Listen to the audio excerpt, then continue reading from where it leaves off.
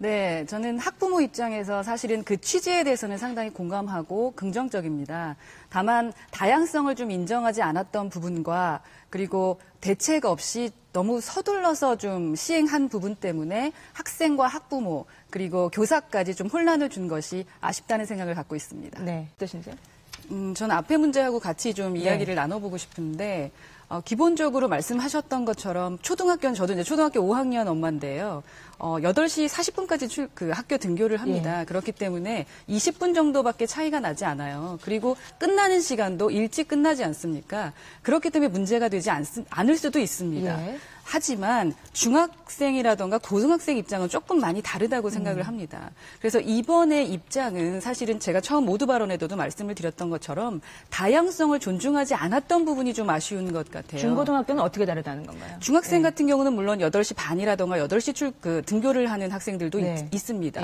그러나 고등학생 같은 경우는 뭐 7시에 등교를 하는 것도 있고 7시 반에 등교를 하는 것도 있는데 전체적인 틀을 어떠한 의견 수렴도 없이 그냥 버리게 되면은 사실은 학생과 학부모 입장에 상당히 어려움이 있죠. 그러니까 당장 이 아이가 공부를 정말 잘할 수 있을까? 이 아이가 1시간 뒤에 등교를 하게 됐을 때 다른 아이보다 조금 뒤처지게 되지는 않을까라는 고민을 당연히 하게 되고. 지금 맞벌이 저는 맞벌이라고 하셨는데 그러면 초등학교 5학년 아이보다 엄마가 먼저 출근해야 되는 경우가 발생할 수도 있다는 그렇죠. 제가 이제 먼저 당연히 나가게 될 수밖에 없는 부분입니다. 물론 그런데 전 초등학교 5학년이라서 그런지 몰라도 아이가 알아서 챙겨갈 수는 있을 겁니다. 하지만 초등학교 1, 2, 3학년 어머님 입장에서는 사실은 아이를 그냥 혼자 학교에 보낸다라는 것은 사실 상당히 큰 문제가 될 수 있다고 봅니다. 하고 싶은데 뭐 정치적이거나 사회적인 문제를 떠나서 초등학교 5학년인 저희 딸아이가 제가 9시 등교제에 대해서 한번 의견을 물어봤습니다.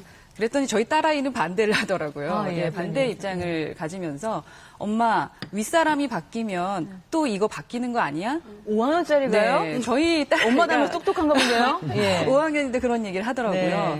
이게 문제라고 저는 생각을 하거든요. 우리 어른들이 언제 어떻게 생각을 바꾸면 우리가 피해를 본다라는 생각을 벌써 초등학생이 하고 있다라는 겁니다. 지금 그러한 부분들의 접근도 좀 필요하지 않을까, 그러한 대책도 마련해야 되지 않을까라는 생각입니다. 제가 말씀드리는 다양성이라는 것은 학부모나 학생의 의견 수렴에 대한 다양성을 말씀을 드리는 겁니다. 그러니까 예를 들어서 저처럼 맞벌이 부부가 있을 것이고 또 시골이라던가 이제 계신 분들 같은 경우도 출근 시간이 상당히 빠르거나 그리고 사실은 아침에 또 출근을 안 하시는 분들도 계십니다. 밤새워서 일하시는 분들도 계시고요. 그런 다양성. 다양함이 있다라는 거죠. 그 다양함을 천편일률적으로 한 가정 형식으로 생각해서 아이의 행복권을 얘기한다라는 것은 좀 무리가 있다고 봅니다. 왜냐하면 저희 같은 입장 맞벌이 부부도 아이가 당연히 행복하길 바랍니다. 아이가 잠을 많이 잤으면 좋겠습니다. 그리고 아이가 공부를 잘했고 저희와 함께 식사를 하면서 행복한 가정을 꾸리고 싶은 생각이 있습니다. 근데 그런 것들을 만약 반대하게 된다면 저 분들은 맞벌이 부부 요즘에 좀 타겟이 되고 있는데요.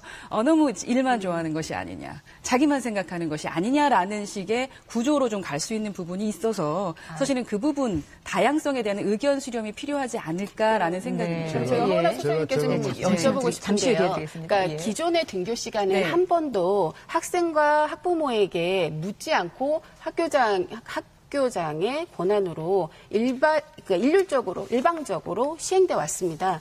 그러면 그것은 다양성에 맞는 건가요?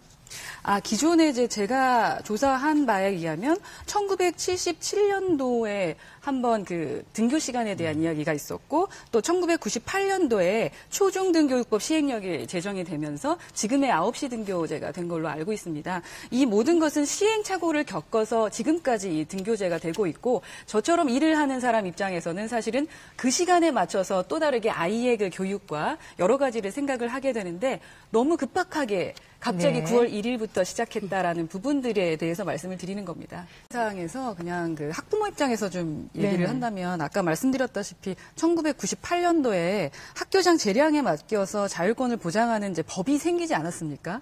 그 법이 생겼고 그로 인해서 시행착오를 겪어가면서 각 도마다 각 군마다 학교장들이 알아서 아마 자율권을 행사했을 거라고 생각을 합니다.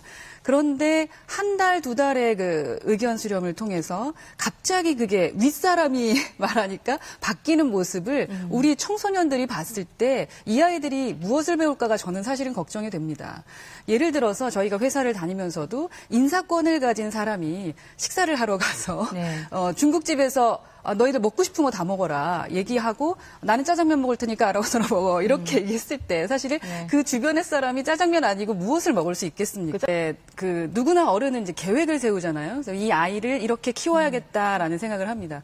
그래서 초등학교 때는 아이를 재워야 된다. 그래야 키가 큰다. 네, 그렇죠. 수면권을 보장해야죠. 그래서 한 8시간이나 9시간을 어떻게든 재워야겠다라는 생각을 합니다. 네. 왜냐하면 중학생이 되면 잠시간이 줄 것이고 또한 고등학생이 되면 또한 잠시간이 줄 텐데 이 아이를 지금이라도 재우자라는 생각을 좀 하죠. 근데 초등학교 5학년이 됐을 때도 이미 아이들이 학원을 다니기 시작을 합니다. 그러면서 그 잠시간이 많이 줄어들고 있어요. 그 보장에서 그래서 제가 다양성을 얘기하는 겁니다. 초등학교, 중학교, 고등학교의 그 수면권에 대한 것들이 좀 다르지 않을까라는 생각을 합니다. 예. 여기서 또 혼란이 오는 게 아침에 일찍 일어나는 새가 벌레를 잡아먹는다라고 분명히 우리는 선배님들에게 배웠고 어른들에게 배워왔습니다.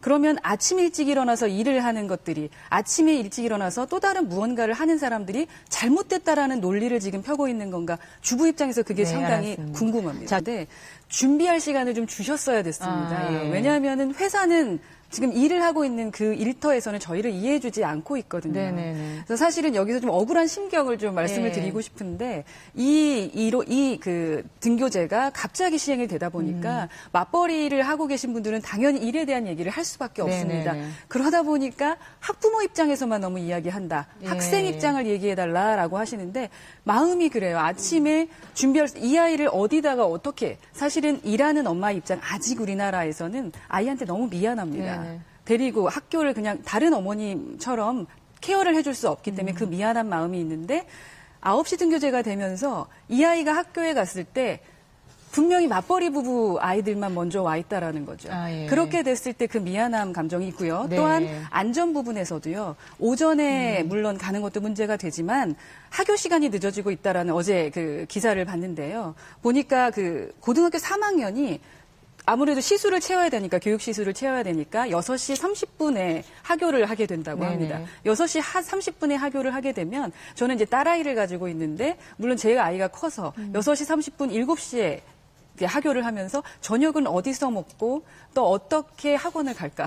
네네네. 그런 생각이 듭니다. 그래서 이러한 대책을 마련할 때 9시에 대한 부분보다는 그 프레임 자체를 과외나 학원을 다니지 않고도 공부할 수 있는 부분으로 한번 만들어 보는 큰 시스템적인 것 좀 갖춰줘야 됐을 때. 요즘 대책을 정말 시급히 마련해 주시는 것이 그래야 이제 서울 지역에 왔을 때도 안전하게 불안해하지 않으면서 특히 죄책감을 느끼지 않으면서 아이를 학교에 보낼 수 있을 거라는 생각이 듭니다. 그 맞벌이 부부를 위한 실질적인 대책이란 구체적인 게 어떤 게 필요할까요? 지금 현재 대책으로 마련하고 계신 게 도서관과 특정교실 활용하고 이제 담당 인력 교사님이시라던가 아니면 이제 방과후 강사님들이 오셔서 해주시는 거라고 했는데 사실 지금 시행된 걸 열심히 보면 아직은 그게 잘 안 되고 있습니다. 2주 됐으니까. 예, 2주 됐는데 아직은 안 되고 있기 때문에 그게 좀 제대로 될 수 있고 그래서 그게 속상한 거죠. 차라리 몇 표본의 대학 학교를 정해서 좀 시행을 해보고 근데 표본이 되면 좀 속상한 부분이 있겠지만 좀 시행을 해보거나 좀 의견수렴을 해서 좀 했더라면 이러한 일들이 없을 텐데 준비가 좀 덜 된 상황이라서 맞벌이 가정을 가진 사람 입장에서는 사실 좀 걱정이 많이 되는 것이 사실입니다.